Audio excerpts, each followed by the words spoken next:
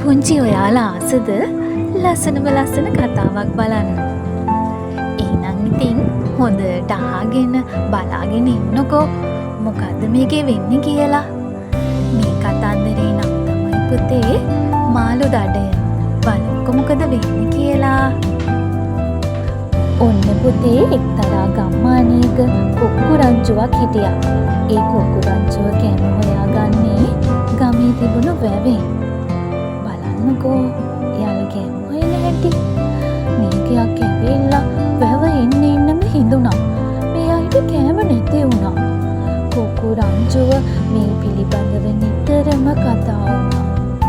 කෑම හොයාගෙන මහමුද දෙසට යන්න කොක්කු රංචුව තීරණය කළා. එහෙම යනකොට මහ මුහුදේ මාළු රංචුවක්ම හිටියා. මේ අය මාළු රංචුවම එකවර අල්ලගන්න කල්පනා කළා.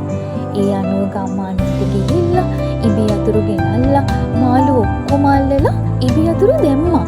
දැන් කොක්කු ටික දවස් ගණන් මාළු එක අල්ලගෙන කන්න ගත්තා. මාළු දුකින් නටන්න ගත්තා. ඒක ඇහුණා මුහුදු දෙවියන්ට. මුහුදු දෙවියෝ මාළුන්ට පිට වෙන්න තීරණය කළා. මුහුදු දෙවියෝ කොක්කුන්ගේ හොටේ තිබුණු යතුරු අරන් මාළුන්ගේ ඉබි ගලවලා මාළුන්ට නිදහස දුන්නා. මාළු වෙනදා වගේම නිදහසේ